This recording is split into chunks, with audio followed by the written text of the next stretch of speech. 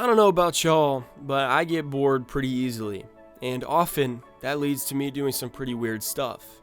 But would I be willing to strand myself on a deserted island just for kicks and giggles? Nope. However, there exists a Swiss man named Xavier Rosette who does not abide by my philosophy on this matter, as he set out on one hell of an adventure around 12 years ago. The things he experienced in his time on the island changed the 33-year-old forever, and today he claims that he would never do anything like that again. We're going to walk you through the finer details of this incredible journey, which Rosette managed to capture on camera, from survival skills to unexpected new friendships, and oh so many emotional low points that almost made Rosette give up. This should be a good one. So for all this and more, stay tuned right here at Wonderlane. If you were stranded on a desert island and could only take one person with you, who would you take? Me personally, I'm pretty torn between Bear Grylls and your mom. Let's start by covering the events that led up to the big adventure. Xavier actually led a pretty ordinary life. He was a ski instructor in the Swiss Alps, and he had many friends and also a family that supported him in everything. His greatest passion was extreme sports. Rosette was a free-ride snowboarder, and he liked to keep things dangerous. This inclination towards the extreme gave the ski instructor a pretty crazy idea in 2008, and he set out to spend 300 days on an uninhabited island in the middle of the Pacific Ocean. With this adventure, Rosette effectively left his everyday life behind, which had become, in his opinion, too monotonous. He was also hoping for a bit of a spiritual revival through the journey. So with nothing more than a machete, a Swiss knife, medical equipment, a solar panel, and a satellite phone for emergencies in his luggage, he skipped town on October 15, 2008. First he flew to Fiji, and then he boarded a boat that took him to Tofua, an uninhabited volcanic island in the middle of the South Pacific. Immediately after he took his first step onto the island, he knew that he was completely on his own, and the fight for survival had begun.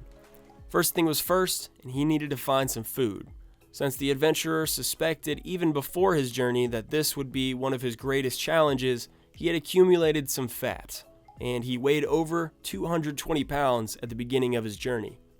Rosette was hoping to catch some fish, so he built himself a rod as soon as he arrived on the island, but it wasn't until the evening of the next day that he finally caught his very first, very small fish. And this was his only food for the next 2 days.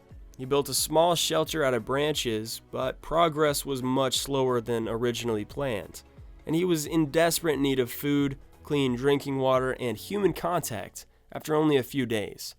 He began to doubt himself and started asking himself why he was doing this. Back home in Switzerland, he had everything he needed: a full fridge, friends and family, all that good stuff. He stayed the course though, and over time his mood improved as he explored more and more of the island, finding creative ways to survive. He improved his fishing rod, and he built a smokehouse like the one he had back home in the Alps. This allowed him to preserve his catches for longer and protect the fish from environmental factors. In addition to this, he collected coconuts, sea snails, and mangoes for a more diverse diet, and the adventurer even planted his own garden with onions and watermelons. In addition to foraging, Rosette also optimized his shelter, which could not previously withstand the many storms that the island provided. Over 6 weeks, he folded leaf after leaf to finally make his dwelling watertight. This work was extremely physically demanding, and he was constantly exhausted. The wilderness also took its toll, and Rosette was pretty banged up. He was covered head to toe in mosquito bites and small infected cuts. Some of these infections didn't heal, and blood poisoning was imminent. He had to use the satellite phone to talk to his doctor. He told him that he had no choice but to operate on himself because Rosette was 5 to 10 days away from the nearest hospital. The adventurer followed his doctor's instructions very carefully, and he used a sterile needle to lance the infected areas, allowing the dirt to escape. The self-surgery was extremely painful for Rosette, but fortunately it paid off in the end, as the infections slowly receded. So the journey was physically taxing, but it was also incredibly difficult psychologically. Xavier suffered from constant loneliness in his isolation. He wasn't able to share anything he'd achieved over weeks and months with anyone, and he was in desperate need of some human contact for his own sanity's sake. It was the simple things that kept him going, as he enjoyed the scene, did some whale watching, checked out the volcano, and some crazy big waves. The little flag his friends gave him just before he left also gave him a bit of hope. Just how much the loneliness was actually getting to him became blaringly apparent when something pretty unpredictable happened. One day he received a visitor. He met some farmers who had come from a neighboring island to cultivate a pepper crop called kava. But during the work, one of the farmers seriously injured his finger, and Rosette was able to give first aid thanks to his medical equipment. The farmers realized how lonely the adventurer was, and they gave him their dog, Sugar, as a thank you for his help. Sugar was an actual lifesaver for Rosette. Although the farmers eventually left, Rosette was no longer completely alone. We refer to dogs as man's best friend for a reason. But Sugar was not the only friend he met along the way. Since Rosette could no longer see fish, let alone catch them, he tried his hand at hunting wild boar. However, only a small piglet fell into his trap. He couldn't bring himself to leave the poor thing alone in the jungle, so he kept it. He named it Piggy and lovingly raised it from then on. Every day he fed the piglet until it could finally eat on its own, and was strong enough to accompany Rosette on his island expeditions. The addition of Sugar and Piggy to his crew added some wind to his sails, as he was now responsible for his two companions. The Swiss explorer used his newfound zeal to build a bench as a little monument on the island, and at this point in the journey he seemed legitimately content. But Mother Nature giveth, and Mother Nature taketh away. Piggy disappeared into the jungle, never to be seen again. Rosette was sad because he'd lost a friend. After all, he'd raised the piglet for 2 months, but he knew that it was best for Piggy to go and be wild as nature intended. As the end of his journey approached, he carved a groove into a palm tree for each day that had passed. When he started to get close to 300, his friend Gail pulled up to keep him company for the last 2 weeks to slowly bring him out of his isolation.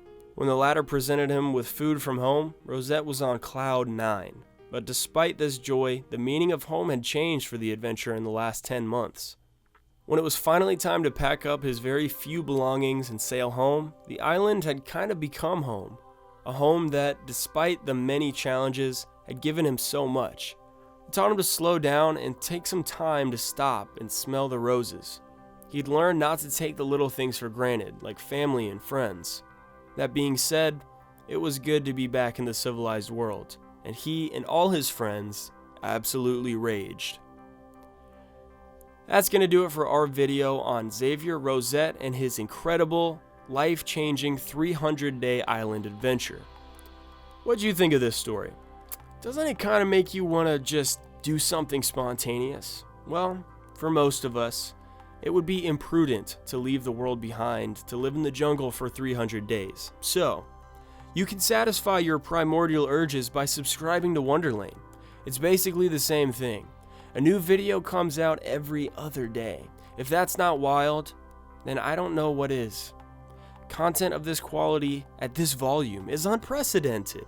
So follow your freaking heart and subscribe to Wonderlane for new videos just like this every other day.